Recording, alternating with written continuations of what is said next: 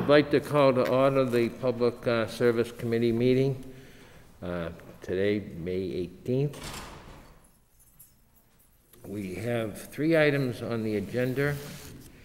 We are fortunate that we have 2 of us are sitting in the chamber.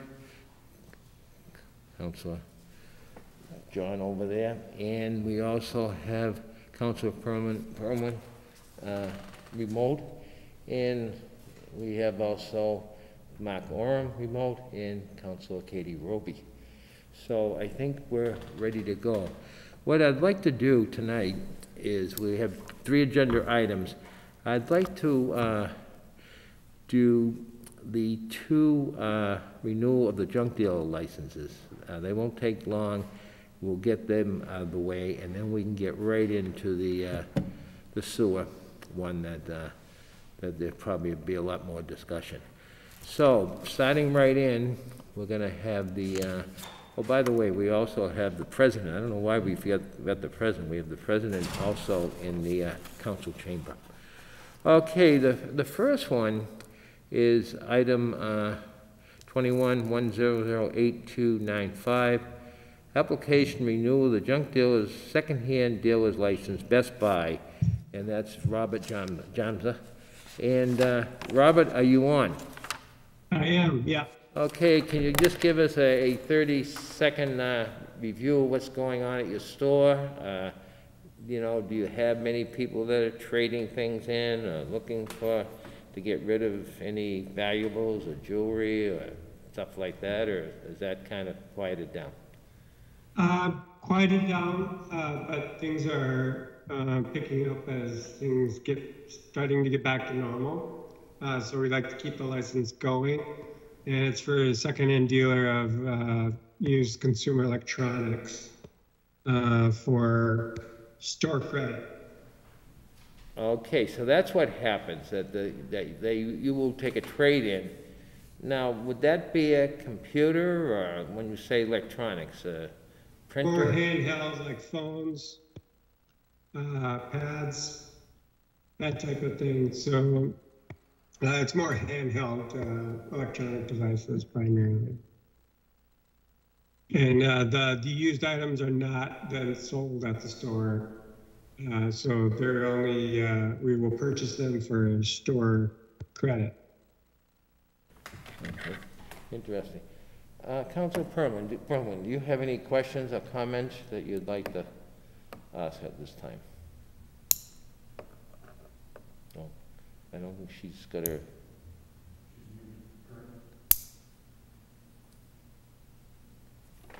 Councilor Perlman? Is your mic on?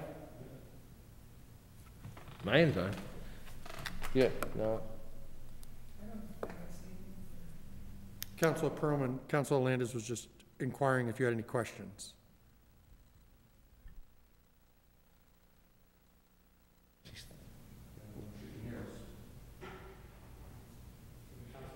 Councilor Roby. Councilor Roby, can you hear me? Councilor, can you hear us? Councilor Roby? I can hear you just fine. I have no questions. Okay. Maybe Councilor Perlman has no questions. That's why she's not unmuting herself. Yeah.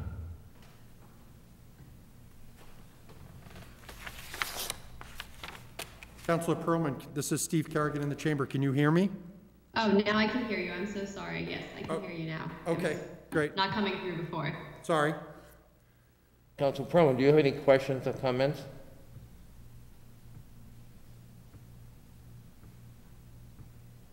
I missed what you said before. I couldn't hear anything until now. Okay, well, that's all I've been asking you, if you have any questions or comments that you want to ask Best Buy. Not at this time, no. Okay. Councilor Irish, I skipped over you. Oh, thank you, Mr. Chair. I just wanted a quick comment that over the years, that program has been very successful for Best Buy, and it seems to be run very professionally. So that's my only comment. Okay. Thank you. Okay, thank you. Mr. President, how about yourself? Do you have any questions or comments? Thank you, Mr. Chair. No, I encourage the committee to move swiftly and approve the application. Right.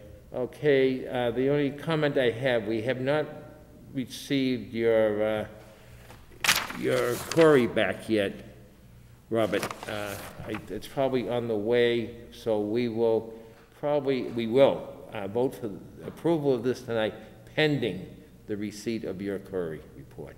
Okay, can I have a motion? Motion to approve order number 21-100-8295, renewal junk dealers secondhand dealer license for Best Buy at Donald Lynch Boulevard. Okay, I will second that. Okay, all in favor?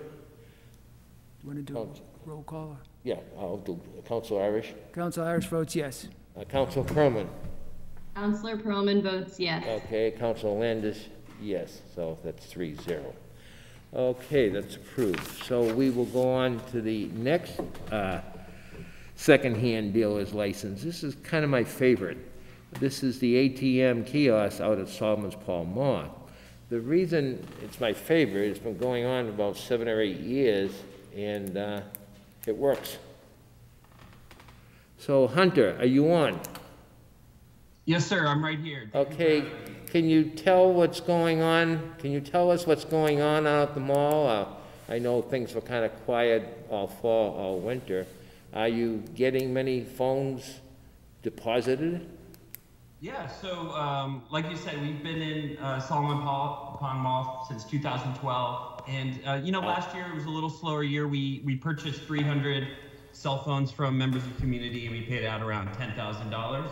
So little slower than previous years, but again, our business, we're an automated kiosk. We purchase used cell phones, tablets, MP3s for cash.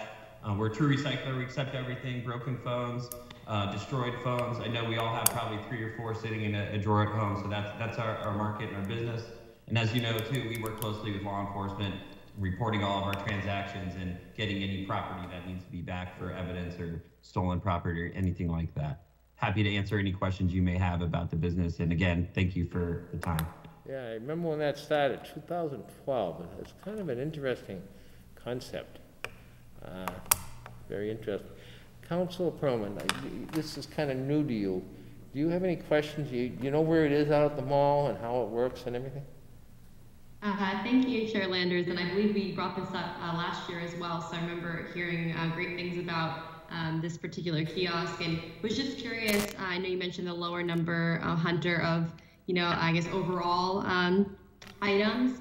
Did that also reflect, was there like a larger surge once things started reopening, or have you seen any of that, I guess the trends of when businesses started to reopen given the pandemic and how that impacted your business directly in those months when reopening began? Yeah, absolutely. We're partnered with retail partners like Walmart and Kroger, places like malls that we're partnered with too, where a lot of them were closed during the pandemic. So of course that hurt our business if a mall is closed and no one can get to our kiosk. But absolutely, once you see, traffic, people going back out, shopping, that sort of thing, it picks up a little bit because, like I said, we are located in retailers. So people go out, do their errands, and then they see our kiosk and they utilize it. So hopefully the economy picking back up, everything will pick back up. But all good from our end. That's good to hear. And I'm curious as well with the business overall, were there any learnings since the pandemic, like that you all are going to be incorporating maybe into future business models in terms of getting the word out about your program or other avenues? Yeah, especially during the pandemic, we provide cash for people's phones, right? So if people are out of work or they need money, it's a good source to help the community there. But we're expanded. We're in 4,500 locations across the United States. We're in close to 45 in Massachusetts. So we're keeping growing, and some things we learned, right, is people like to do stuff from home. So we have a little online store that you can send in your phone. You don't even have to leave your house, go to a kiosk. Also, using an app, touchless kiosk, right? That's one of our benefits, especially during the pandemic. We don't have a person there. So it is sort of, you can deal with the machine, so a little less worries about the pandemic. But hopefully we're past that now, and so it's just business as usual. Thank you. That's helpful to understand. And I didn't know you all had the online and the touchless, so that's really great to know about. And no further questions, Mr. Chair. Okay, thank you very much. Any other questions or comments from any councilors? Okay, by the way, Hunter is all set on his query, so we're all set in that department. Do I hear a motion out there? Motion to approve order number 21-1008296. Okay, I'll second that. Okay, let's vote on that. Councilor Perlman? Councilor Perlman votes yes. Councilor Irish? Council Irish votes yes. Okay, Councilor Landis votes yes, so it passed 3-0. Thank you very much. Good luck, Hunter. All right, thank you. Have a great. Okay, the next item, final item, it's Council Order 21-1008230. Proposed amendment to the City Code, Chapter 510, sewers as use of public sewers as submitted by Mayor Vigil. Ordinarily, I would read the letter that I think he sent us back in March, but I did see the mayor walk through here. I don't know if he's going to come back into the chamber or if he's up in his office. He's coming. He's coming.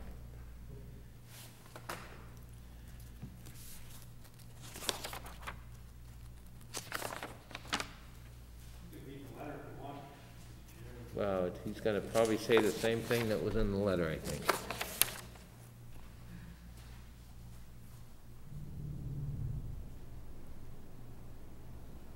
Well,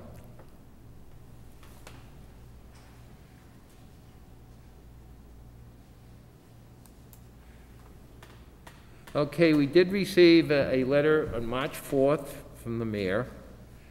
Honorable President Ossing and Councilor, please find and close for your review a draft amendment to the city sewer ordinance in accordance with Chapter 510, Section 2D.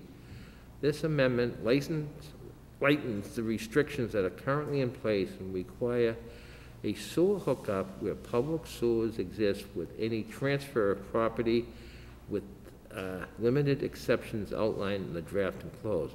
Additionally, any new sewer line that are completed will require residents to hook up within 180 days after the date of official notice by the Commissioner of Public Works. The city has been largely invested in our outdated infrastructure and can't continue to move forward with any additional sewer projects until there is a written guideline in place. Please don't hesitate to contact me with any questions regarding this proposal. You know, it's funny, you know, he mentions this. I can remember when we voted on this, Mr. President, I think it was a $5 million bond to do over the, all that work down in Ward 1. And at the time, I was very supportive of it because I get a little nervous when I think that there's parts of the city that just depend upon a septic system, because I know septic systems aren't going to probably last forever, and I say that about Cape Cod too. So I think we spent the money, we spent a lot of money. I think that project is probably complete now. Well, that phase of it. Maybe the mayor can fill us in it. Okay, Mr. Mayor, it's all yours.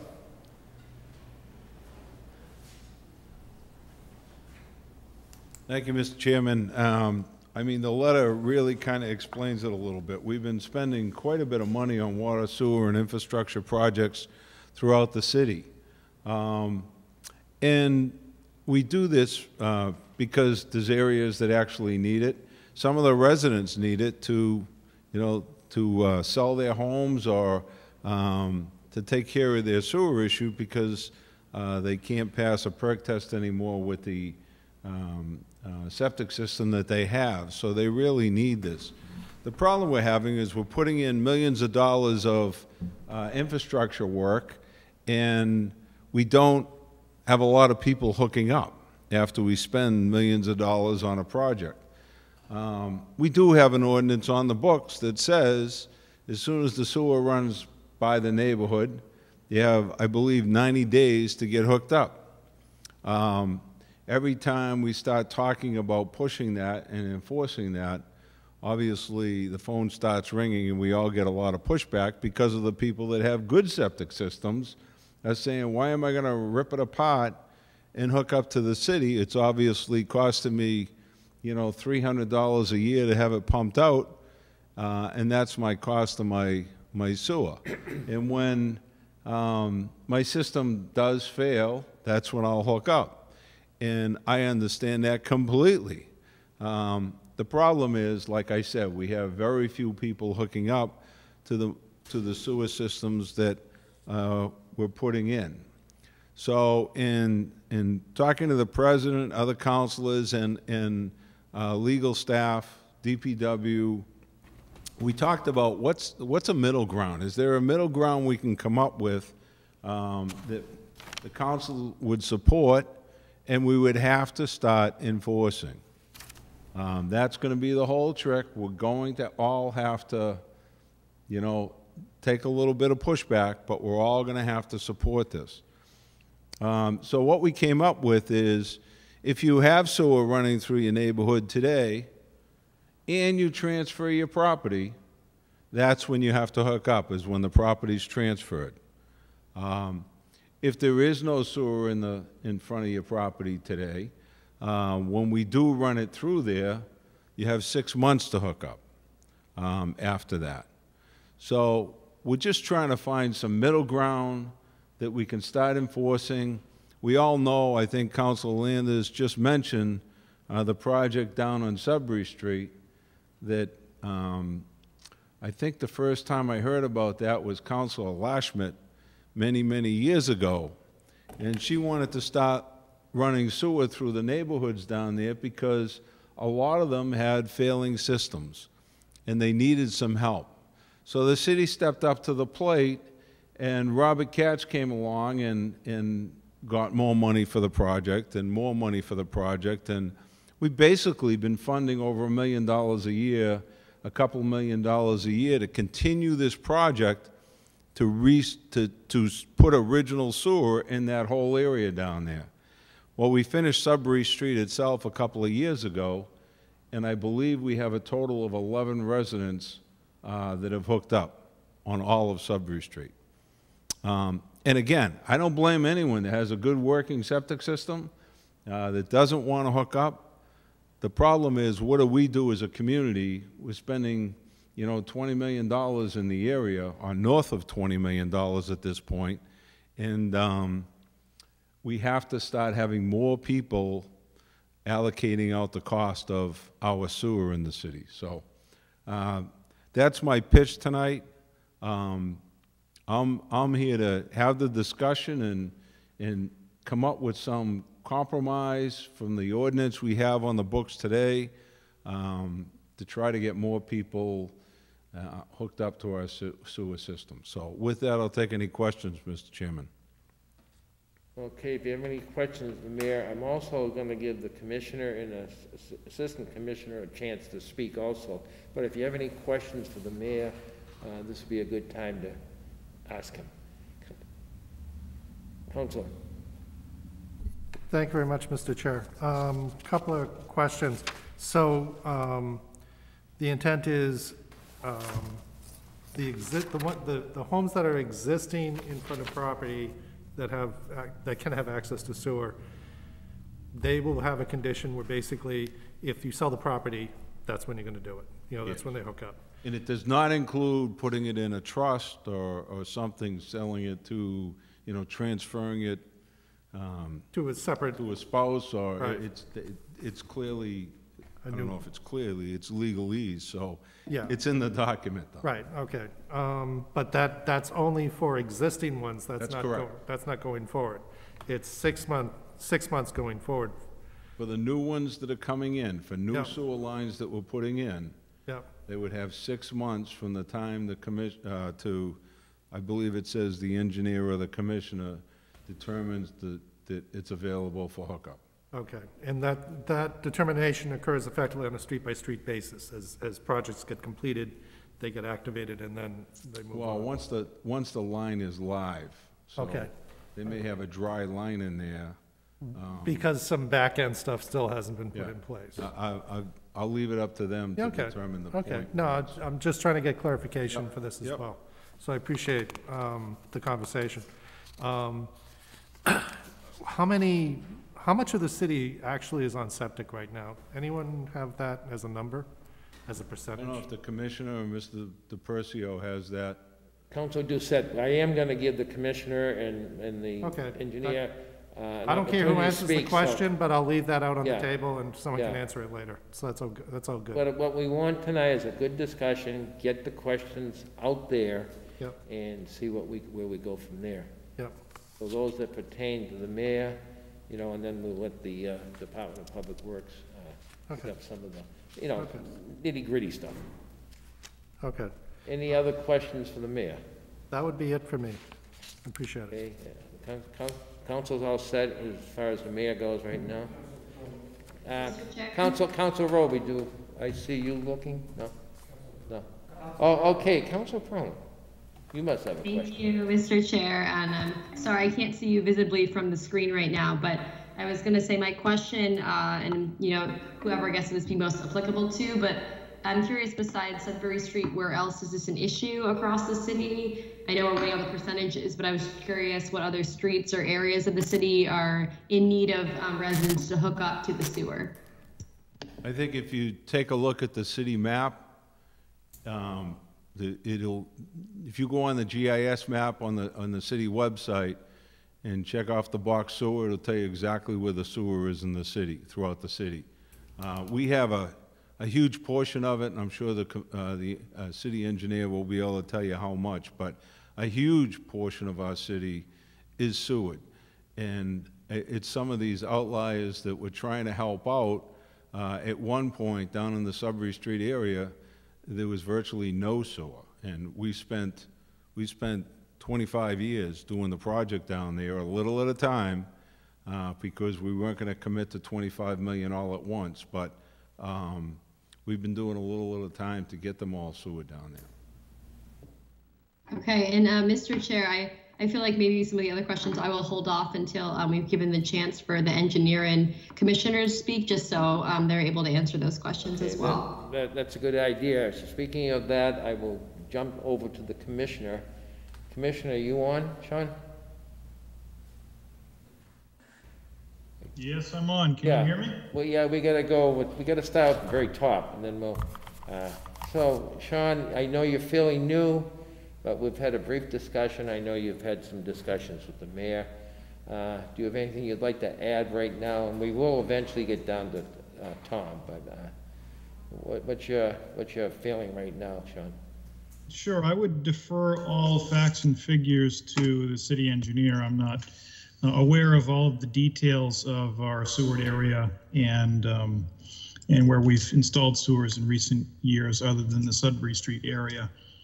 But I will say that the ordinance change that we're contemplating here tonight has been something that I have worked on since I started in October, and I know that work goes back before me as well.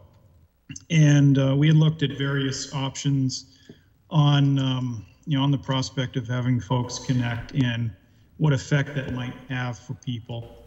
And ultimately, we arrived at the wording you see here today that is, I think, reasonable from the perspective of the timelines to connect, and also is in line with what one might expect for upgrading one's septic system per Title V requirements, specifically as it relates to the requirement to inspect a septic system and/or to replace a failed septic system at the time of property transfer.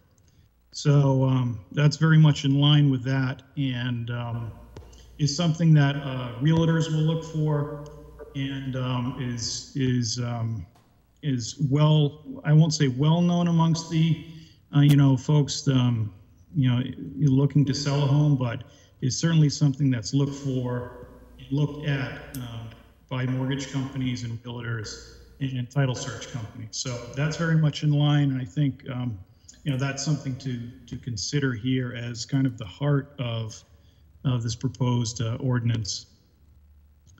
Okay, very good. Thank you very much. Does anybody have any questions for the commissioner right now before we switch to Tom?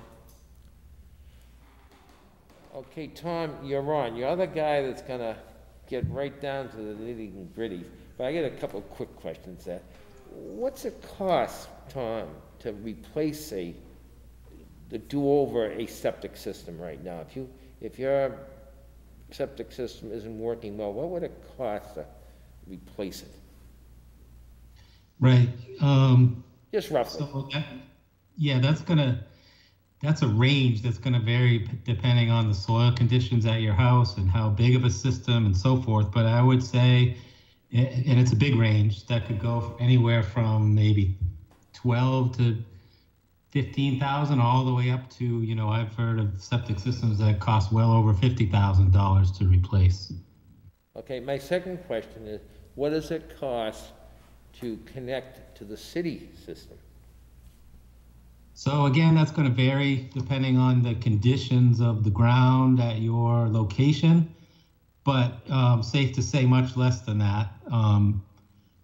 You know, I think an average sewer connection could be done for less than 10,000, sometimes much less. You know, again, it's going to depend on if you have rock conditions, ledge, or if it's a long run, if your house happens to be set way back from the street. So, but that's sort of the order of things as far as the prices. Okay, those are my big questions. Now, if you want to give us a brief overview, and then I'm going to open it up to the councilors that are here that would have questions that would, you know, zero right in questions they have that they might have to answer to some of their people in their neighborhoods and wards or something. So do you have a little overview you want to give us, and then we'll open it up to give them an opportunity to ask questions, Tom? Mr. Chair, so an overview of what? You had questions, or some of the councilors had questions about numbers and things. Is that what you mean? Yeah, right. So there's probably about... It's disappointing to hear that we only have 11 people that are connected. That's right. So that's yeah, right, and the mayor's correct. And talking about the project that we're kind of in the middle of, so hopefully nearing the end of, we just completed phase 4 of the project that the mayor talked about, and I think the number so far is there's over 100, maybe around 110 people, houses, properties as part of those phases 1 to 4 that now have a new sewer system to connect to, and out of that, there's about 11 that have connected so far. The bulk of so I think the number of properties in the city that are on septic systems is on the order of 700 or so. Of those, there's still a couple hundred or more that don't yet have sewer available to them. So I think the number of properties in the city that have sewer that would be affected by this ordinance today is about 425 that have the ability to connect to sewer but are not connected. Very, very interesting. Most of those are on the east part of the city. There was prior to the project we're in the middle of, there was a project maybe 10 to 15 years ago, Concord Road, Vega Road, McNeil, that area, that was another big project. So a lot of the ones that haven't connected yet are part of that project. I see. Yep. Councilor Perlman, do you have a question right now, Tom? I do have a couple of questions, Mr. Chair, if this is the right time. Well, we might as well get into some of the questions, yeah. Okay, thank you. The first question is regarding the ordinance itself. I'm just wondering, how is it enforceable? Like, are there penalties for people not hooking up within the 180 days? And I'm also curious about how people are notified that this is an option available to them to hook up. I'm sure people knew about it previously, but given the low number of people who are currently involved in it, how are they going to be notified that this is an option? Now, do you think the city solicitor would be a good one to answer that question, or Council Perlman? Yes, I think he is on. Jason, can you help us out in that area? Good evening. So the ordinance says written, there may be a fine structure in the overall sewer ordinance, and that's something that, you know, could be clarified further depending if that's the will of the council to specifically address a fine. I didn't hear that last sentence myself. What was that? Jason, what was the Yeah, last? sure. So if the council and the committee were inclined to set a specific fine, that's something that could be called out specific to this section of the ordinance. You're talking about fining people? What would be the cost of a fine? What would you fine someone if, in other words, if you were running the pipe down the street and they would not sign on or sign in or participate, would you fine them so much a day or a month or a year? Or how would that work? Jason. Through the chair, so I think we'd have to look at whether that's really an effective way to get the result that, the policy result. And we could look at a number of examples from other communities and see if that's really a tool that has worked, and then provide that information to the committee if that's something the committee would like to explore. If I may, Mr. Chair, and for the enforceability, I was just wondering, it doesn't necessarily have to be a fine, but it kind of fed into my other question, and Jason brought up another good point about what other surrounding communities are doing. But I was curious, how are people being notified? And if they don't do it within the 180 days, that still leaves us in the same position. So I was just wondering what new ideas we have to make sure that people do hook up. Are there incentives that we can offer? Are there other strategies that we can put in place? Well, speaking of incentives, and maybe Tom, you can answer this. If they were going to do this and say it was 10,000, would we let them spread that over 5 years, or do they have to contract with the individual contractor and to deal with that? Is there any way that they could put this cost included in their water bill? You get involved in that? So, in my experience so far in the current project, as far to answer Councilor Perman's question about notification, we do, when we finish each phase and sort of put that next line or lines into use, we do send out written notification to the residents, letting them know that you can now connect. That connection it's a private transaction between them and a private contractor. I haven't been part of any discussions about whether there's other options we can explore to help them pay for these connections. So I'm not really prepared to answer that. Okay, it's really I just have to throw that out. We've talked about so far.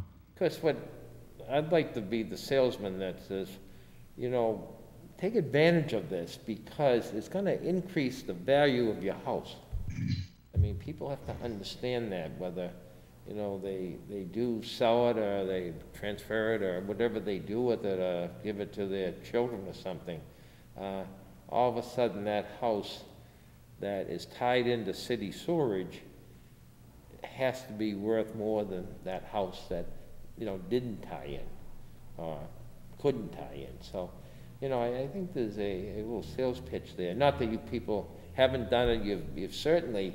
I guess I get a kick out of it when they say, well, we didn't know this was going on. Well, I don't know. It seems like every project in Marlborough, whether it's the utilities with the gas or National Grid or with the water department, you see your road being dug up, you see your policemen out there, you see your contractors out there. They have to know something's cooking there, so it shouldn't be news. Right, and just as if I could, Mr. Chair, a little background on how we arrived at the wording. So there was talk as we kicked around ideas about putting a time limit even on properties that have had sewer in front of them already at the time of the ordinance, giving them maybe 5 years to connect. And, we kind of arrived at the decision that was too onerous, and that making the transfer of the property the trigger. What the thought there was that it could be worked into the sale price of the house, kind of the cost of the transaction there, and that it would probably be a lot easier for a lot of people facing that to use the proceeds from the sale as as a way to pay for that connection, as is done a lot of times to pay for a replacement septic system. Yeah, I could see that. That could work quite well. Mm-hmm. Okay, we got Tom here. We got other councilors that will have some questions for our city engineer. Councilor Doucette. Thank you very much, Mr. Chair. I appreciate it. Couple of things. I have experience on the receiving end of having septic system come across properties that I was well acquainted with. The house that I lived in had a cesspool, and 20 years ago while my sister was living there, they started pulling sewer down the lines. My first question, either to Sean or Tom, when the actual sewer lines are being brought in place, is there a charge to the property owners on the street? Because in cases that I've had experience with, basically, if a sewer is going down your street, you make a payment based upon frontage length of, okay, the sewer's going down the pipe, so you got 50 feet, so you're going to pay X amount because the sewer's going right in front of your house, and that does not include the connection fee. That's just a construction fee. Thank you. The mayor just said it. We are doing that as well, right? We're not. So the city's covering the whole cost and not charging anything. So the mayor's talking off mic, so that's okay. If he wants to come, that's all good. Yeah. No, we've had discussions over the years about betterments. Is that a better way to do it? And I think we've shied away from it because we've never imposed them on anyone for any projects throughout the city. So it's probably the way to do it if we were starting from scratch and doing the whole city over, but to start hitting the people later, it's a precedence thing. More difficult. Okay. No, I understand that. And I appreciate the clarification. So, but if I could, that's a good point that Councilor Doucette brings up, that the city hasn't charged betterments to any of the residents for these new sewers, and that's part of this whole equation. I have been involved in projects in other towns and cities where that is the way that it was done, so it's good that you brought that point up. So would the betterment charge also include connection costs, or would the betterment charge just be for the construction of the pipe itself? Or it could be either combination of, In my experience, it just covered the cost, the municipality's cost to do the construction and not the individual connection of each house. Okay. I appreciate the clarification for that. That gives me a lot of good information. And one of the other thing, as far as, you talked about basically like 425 homes. Is it mostly like the Ward 1 space, or is there predominantly other spaces like, near the Milham Reservoir or something like that, where there's also some developments that don't have sewer? It's mostly the Ward 1, but there are, and I'm just scrolling through some of the records, and there are some other, like Brigham Street has a handful. So there's kind of, there's some random streets in other places in the city that have, a handful or so of properties, but it's primarily in the Ward 1 area. And every new construction requires sewer at this point, right?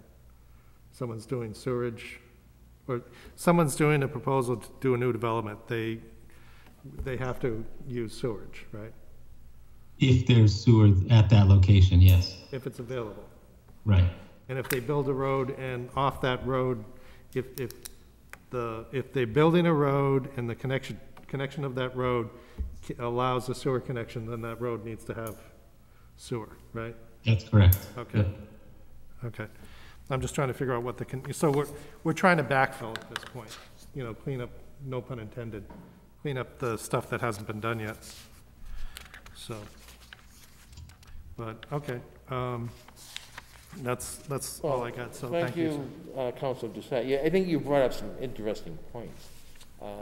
because, you know, we talk about charging them because of the line goes by their house, but pumping stations, Tom, are a big cost also, right?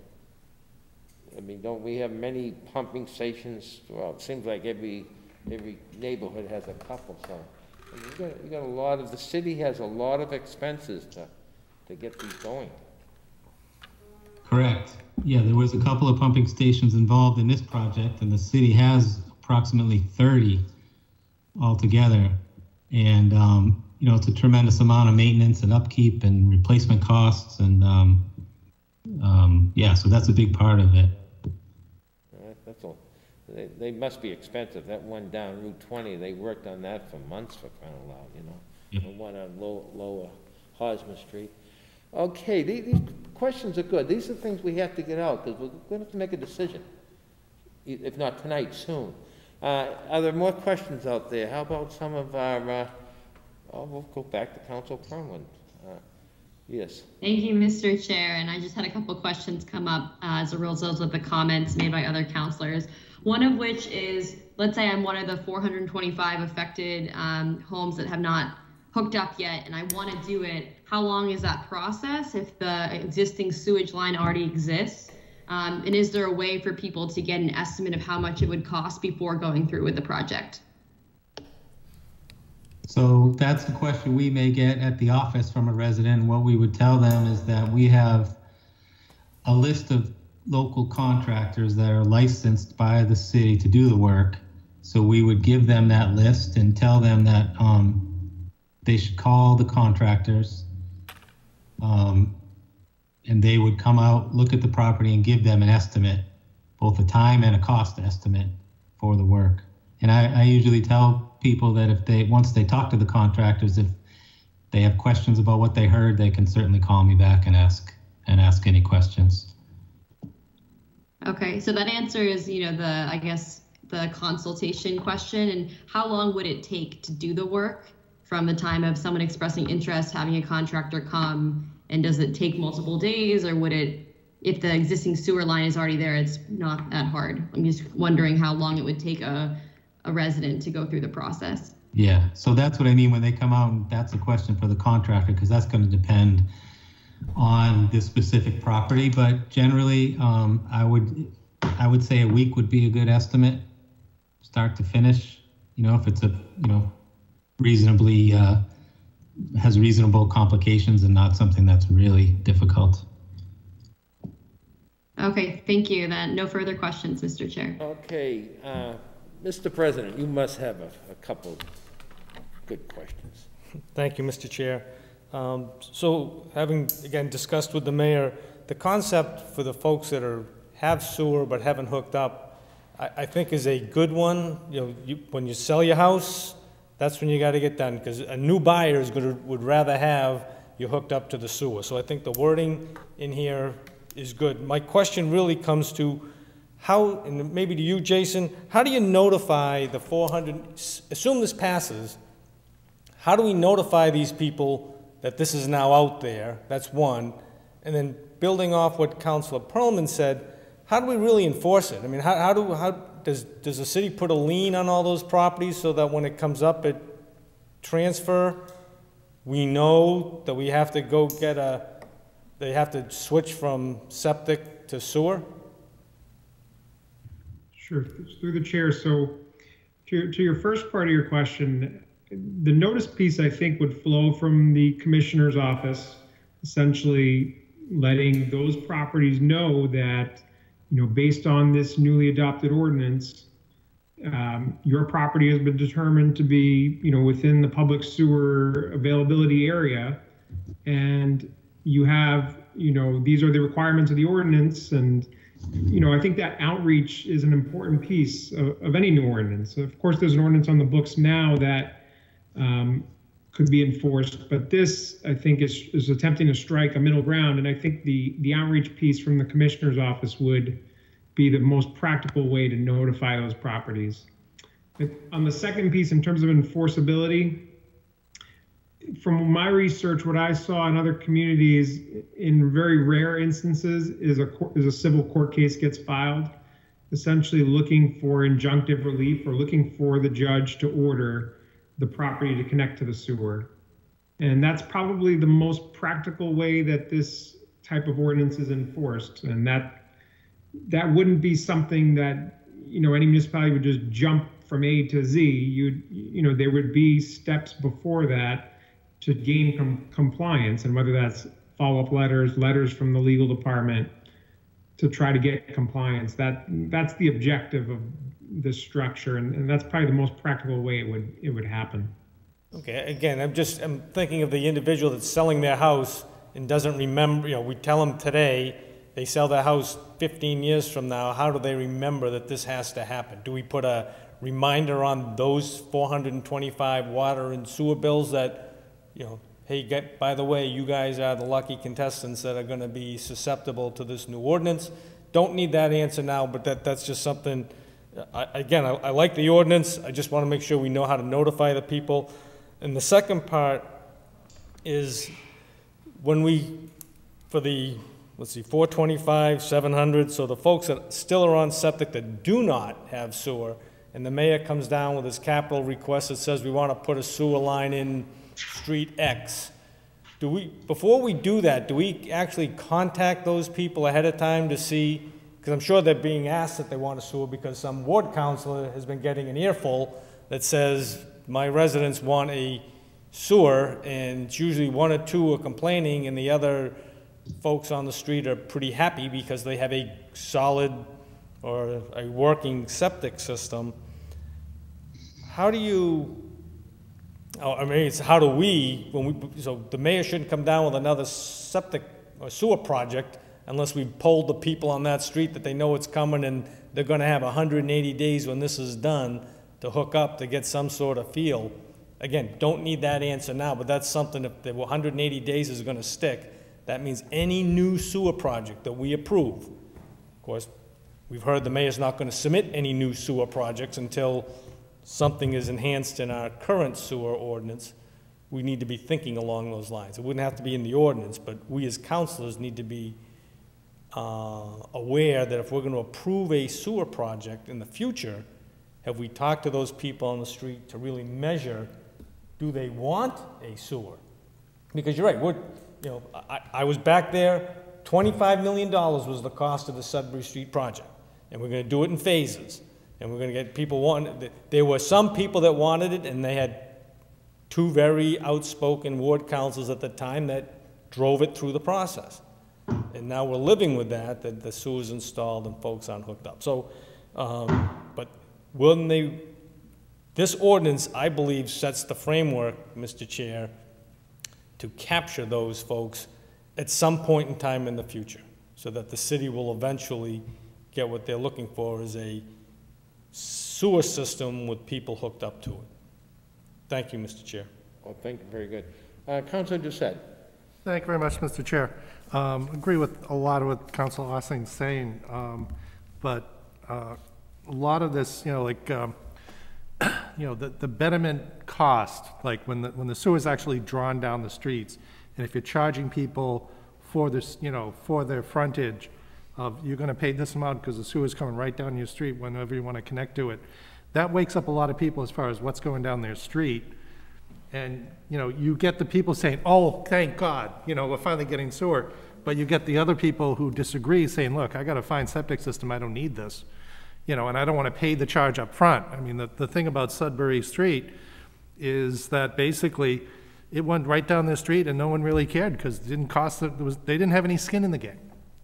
And if there was skin in the game, there would have been conversations going with those people, either pro or against, whether or not they wanted to hook it up or not.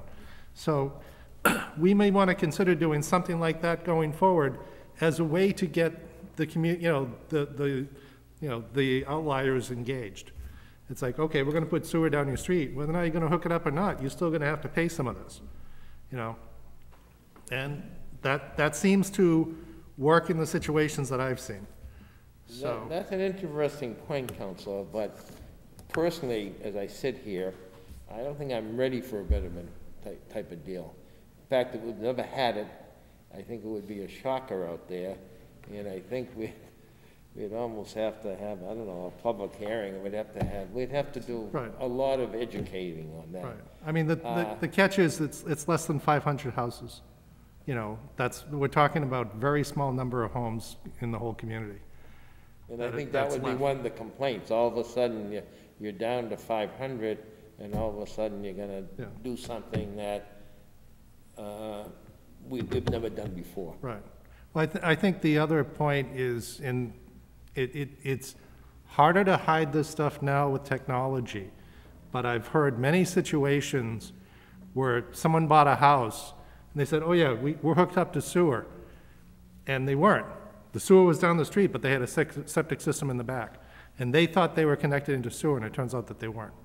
You know, and someone bought a house with unexpected, you know, and that can be an issue too. But I think that's harder to do now because of technology.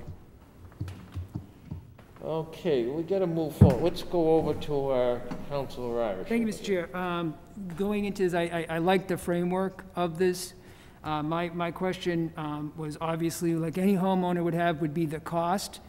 And in my mind, I was thinking the same thing that City Engineer DePersia was mentioning, that on the time of the sale of the home is a great time to have this in the sales and agreement with the new homeowners. So that is a very good idea. Another question I have for City Engineer DePersia, I don't know, in Marlborough, does the Board of Health do anything with septic systems? Like have any plot plans or any diagrams on file so they have to keep track of anything that you know of? So the Board of Health is the office that approves septic systems. Okay. I assume they would be the ones that would require a house that has a septic system to, at the time of transfer, Title V says you have to have that system inspected. I assume that would come from the Board of Health office, that notice. And, you know, it's now the notice will be if there's sewer available. Yep. That you can't put in a new septic system to replace your existing one, you have to connect. Okay. So the Board of Health would be, in those cases, part of that whole, you know, notification system. Absolutely. I'd like to see that, you know, obviously be flagged on that. Because it is to the benefit to the homeowners, because in some communities, it's dependent on the size of your septic system of how you can sell your home for how many bedroom counts and things like that. So I like the idea that a new homeowner, when they're selling the property, is a great time to do this because it would add the value to the property. So, so that's my comment, Mr. Chair. But I do support this framework. My concept was having it flagged for the homeowners and the cost, and it makes sense that when the property does transfer hands. So that's a good point. There's no doubt in my mind the fact that selling or transferring a property, I mean, it's right here, and you know we're never going to let that go away. I think the health department does play a role, but I think the realtor would too. If that realtor is selling the house, the agent, buyer, seller, you know, the first thing they're going to bring up is, well, you got a septic system. This would probably be the time, you know, to include in the purchase price or what have you. Go online, might you say? Go hitch up to the city. Don't even go through, you know, Title V test and all that kind of stuff. So, I mean, that's good. I think you people have done a good job including that in there. Okay, we got a few other councilors. Councilor Roby, you usually have some good input. Do you have any thoughts or what we should be doing here? Thank you, Mr. Chair. I just had a couple of questions. I had to leave while there was discussion with Councilor Doucette on the betterment, but to clarify for me, there is currently in the code a fee to enter in a service pipe to connect. So is that fee, which looks like it's $3,000 for a single family, that fee would be assessed to the property plus the construction cost to actually do the construction, or there is no fee? If I missed that question, I apologize. There is a fee. It's less than the 3,000 though. Well, I know it says it was $600 if you owned it before 2003, but then it looks like it's an owner received an occupancy permit after 2003, they pay the fee in effect. So. Right, but I want to say, and I should have had this confirmed, but I want to say that the people involved in these projects are being charged the 600 fee. But okay. I'll have to confirm that for you. But there is a fee. There is a fee. There is a fee. In addition to, okay, and then in the language itself where it talks about the sewer that exists at the time, if I just bought a house on Sudbury Street and I'm a relatively young owner and it has a septic system that was recently repaired and is in full compliance, what is preventing me from making sure that that septic system never fails so that I can maintain ownership of that house for the next 50 years without ever connecting to the sewer? It says upon failure, but it doesn't say that I can't make sure that the system never fails. Well, if you could do that, you could probably make some money in telling people how to do that. But I guess theoretically, what you're saying could be the case. If there's no transfer of the property and the system doesn't fail, then you wouldn't hit any of the triggers in this ordinance. Okay, so because I understand a good septic system probably does have a lifetime. There is the pumping and all of that stuff, but nobody knows for sure what that lifetime really is. And I know several of the Sudbury residents, and I will just say that it was my understanding, and the reason why I voted for the Sudbury project was because we had so many residents saying that their systems were ready to fail and they needed to be able to hook up to the sewer. So the fact that they never did does question to me why their systems obviously are still functioning, so they don't feel the need to do it until that system does actually fail. So once it fails, that means they've got to move pretty quickly because they now have nothing. I don't know what happens when you have a failed septic system. I would imagine it's pretty nasty.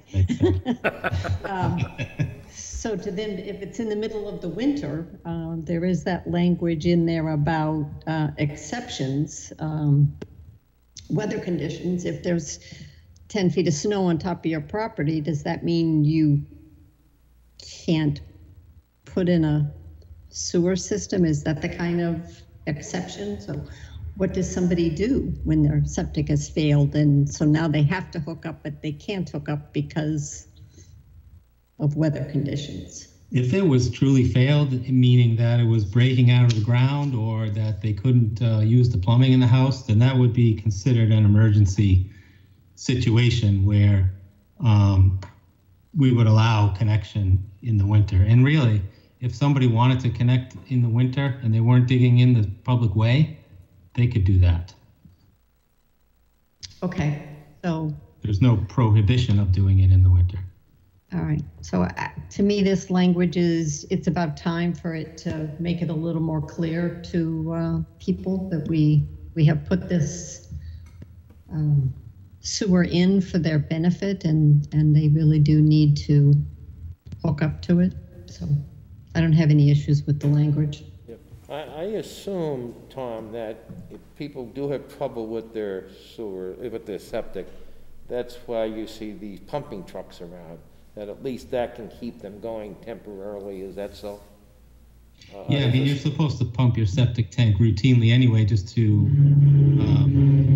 keep it functioning properly. But yeah, sometimes you get in a situation where you notice that after a month you start to see the drains aren't flowing as fast as they should, and so there are people that will just keep calling the septic pumper to bail them out.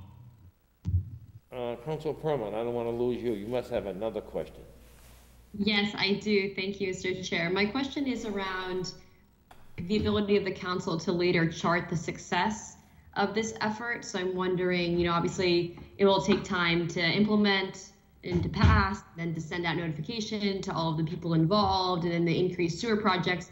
But I'm just wondering, is there a point where there's another checkpoint in the future in which this comes back to the council with an update saying, now we have X number of people, and just wondering how we keep track to see if this works. I do think the lack of enforceability can be challenging, and I appreciate the ability to do that at the sale of the property. I think that's a very strong point, and the language is really great, but I'm just wondering how we can assess the success of this and if we need to do more moving forward.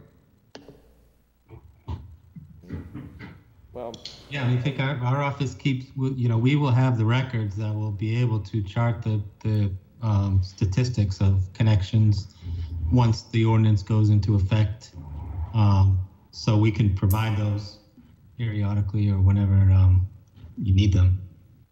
Yeah, I think it would be helpful at least on an annual basis, if not more, just so we could know.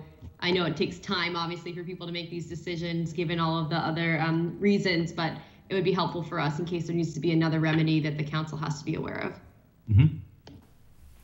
Okay, are there any other councilors that want to have some input? And Council Irish, I see. Thank you, Mr. Chair. Through you two, I'd like to ask the city solicitor a question. Good evening, City Solicitor Grossfield.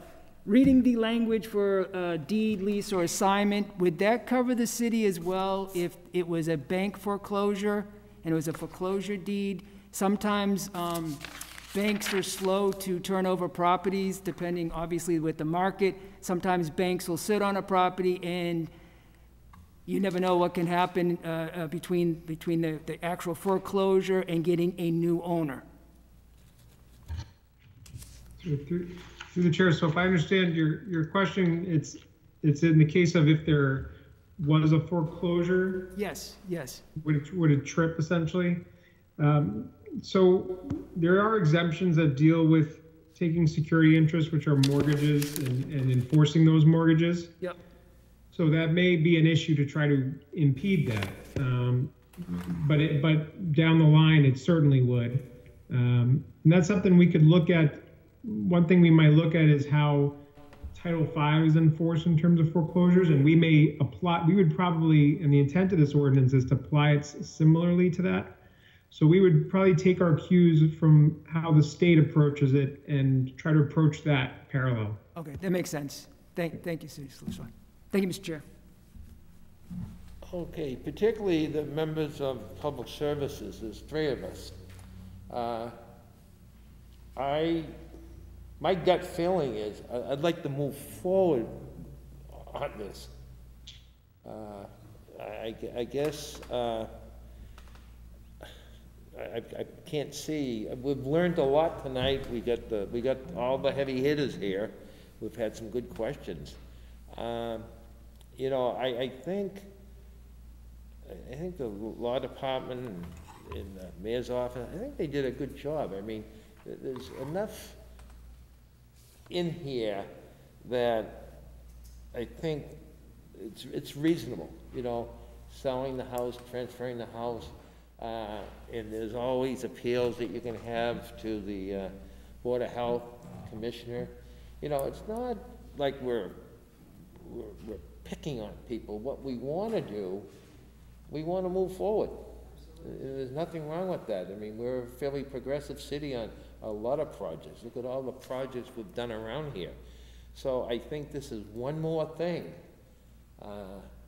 that we want to move forward on, and in the long run, it'll help us, and it helps the homeowners. It really does, and I think that's something to keep in mind. Councilor Doucette. Thank you very much, Mr. Chair. I do like the structure of this, and my only concern is back and was brought up earlier. There's the clause that basically says the connection shall be completed with 180 days after date of official notice. If a homeowner decides not to connect up, then what? I mean, we don't fine them. It's, oh, bad you. That's my only concern, and my only change, if we were gonna do the change, I would say that basically, I like the idea of when you do the financial, if you sell the property, you're going to get. That's a gimme. I don't think any of us probably have any problem with that. But I would rather say that that covers all conditions going forward. Not, because the way it's written now, it's like, okay, the ones prior has this conditions, the one going forward is 180 days. Okay, I just say, you know what? If you do, whenever you decide to do it, make sure it gets done when you sell the property. That would be my only change. Yeah, but you're basically taking a big part of it out of it, though, if you're talking about, those that, you're giving them. My concern is there's gonna be people that aren't gonna sign up for it. That are not gonna, if they said, oh, you have to connect in 180 days. Well, then what? That's the loose end. Yeah, you talk about some of the people down Sudbury Street. I Yes. can remember, voting for that myself. I think Councilor Delano was pushing it at the time. And it seemed like there were a lot of people that were interested. They probably still are interested, but there hasn't been any movement towards, not a sales pitch, but it seems like they see all the construction going on, that they would probably, think about. But I think if sometime the summer or end of the summer, we start a drive out there, and, I think people might jump on board. Especially if the connection, is 10 or 15,000. I mean, I was thinking, 30, 35, 40,000, but, if it's down there. But I don't think we got a little momentum tonight, and I don't want to see us lose it.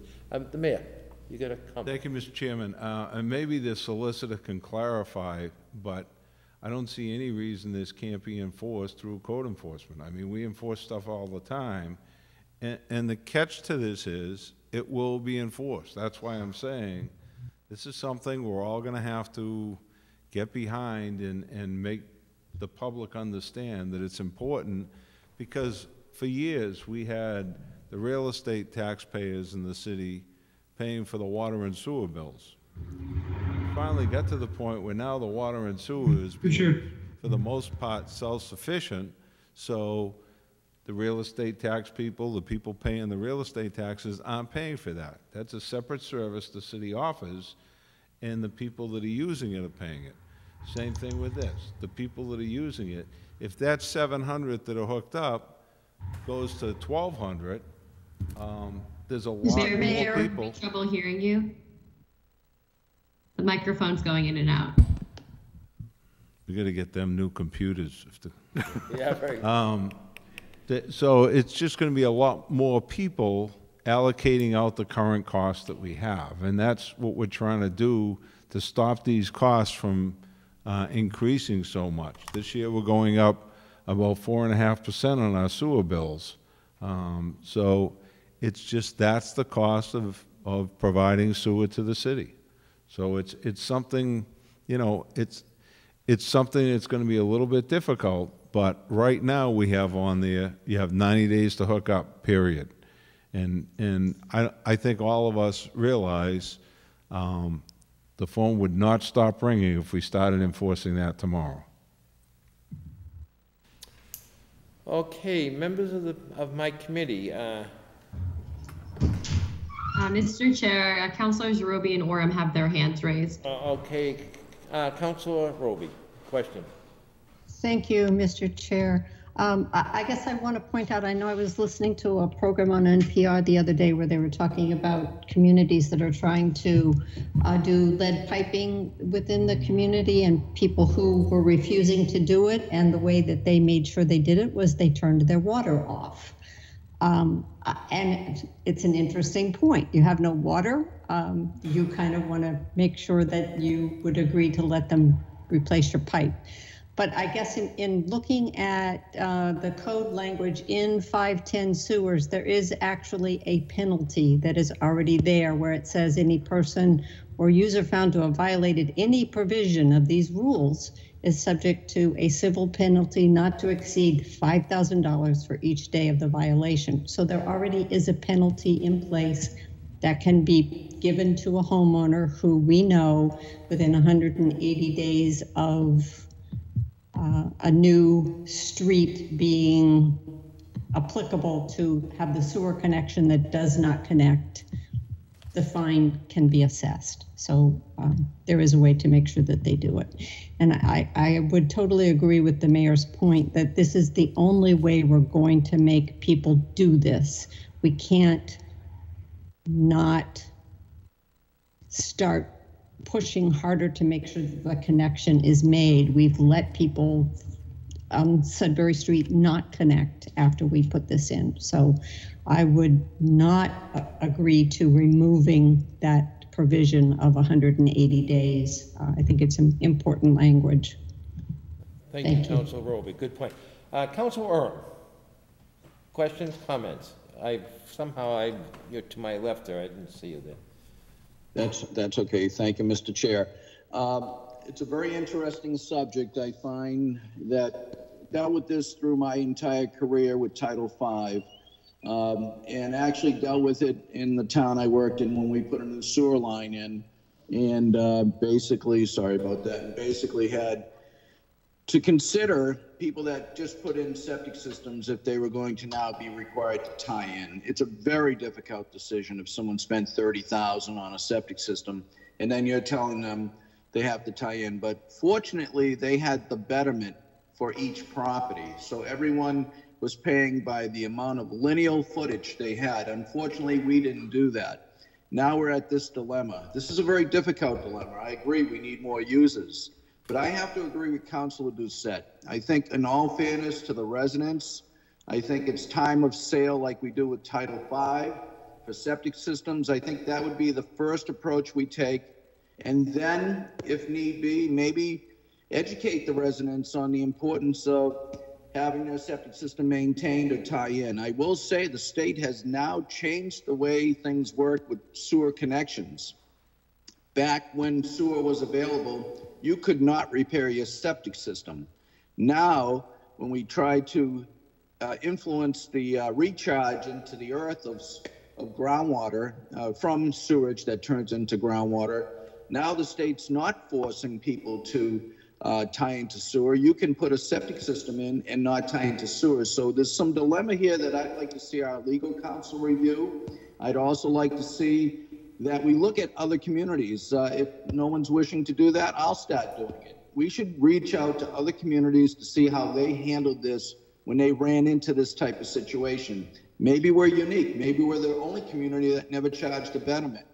If that's the case, then we are unique. But again, I will suggest that we not approve this immediately, unless I will go with Councilor Doucette's idea at time transfer.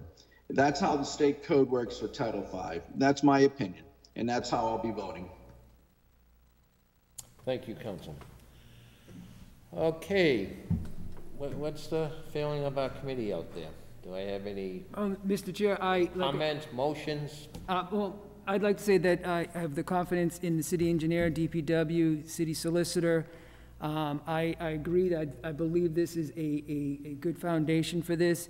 And I strongly believe the idea of having that language of 180 days, also that it would transpire a transfer of a sale, so that gives an opportunity for new ownership and adding value to their home. So my motion would be to approve order number 21-100-8230, proposed amendment to the city code, chapter 510, section 2D. Okay, I will second that motion. Mr. Chair? Yes. Thank you, Chair Landers. I'm curious, I appreciate the points that Councilors Doucette and Oren brought up, and I don't know if the solicitor could weigh in on those comments a little bit about the betterment and research of other communities to help inform our discussion at this time. Sure, so through the chair, so this type of ordinance, which requires a mandatory sewer connection, has been upheld by courts in the Commonwealth. It exists in a number of communities in the Commonwealth. So for even the ordinance on the books today is the kind of ordinance has been upheld, and that's a very short window, right? So sitting here today, if Commissioner Deval issued a notice telling folks to connect in 90 days, that would be enforceable today. And that 90 days actually carries over. You see that in a number of communities. So they're at the time that those ordinances or town bylaws were adopted, there must have been sort of a trend to that. But that's not exclusive. Some communities differ and require it in a much shorter period of time. Some maybe a little bit longer. Some vary how much, what properties they're capturing in proximity to a sewer in a street. So there's some variation, but these kinds of regulations, I call them mandatory sewer connections, are on the books in a number of places. Council Perlman, you all set now, or do you have other comments?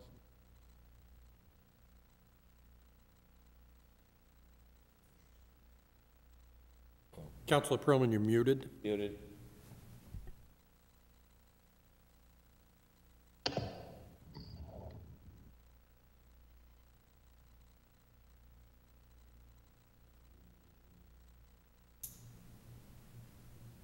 Still muted, sorry. There you go. I am frozen. I can't unmute. You're having trouble.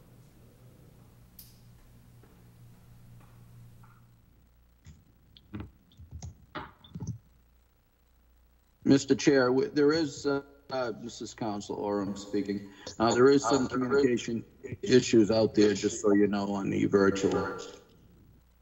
Can you all hear me now? I could not unmute myself as I was frozen. Yes, we can hear you. We can hear you now. Okay. Thank you. I was indicating that I didn't know if the solicitor could also speak about the betterment discussion that Councilors Doucette and Orem raised as well. I appreciate the understanding of the surrounding communities and the 90 days being common. I think that helped clear that up for me. Sure. So through the chair, so the concept of betterments is a bit distinct from mandatory sewer connection in terms of it's a cost recovery tool by statute that communities will use to construct a sewer extension, essentially. And perhaps DPW could talk more about how common it's applied, but it is a tool that's out there. But it's a different piece of this kind of larger discussion about sewer infrastructure. Yeah, I think it's a big piece. I think it's something that was brought up tonight, and I think it'd be hard to get support for that. I can speak to betterments, Mr. Chair. Okay, Sean, go on.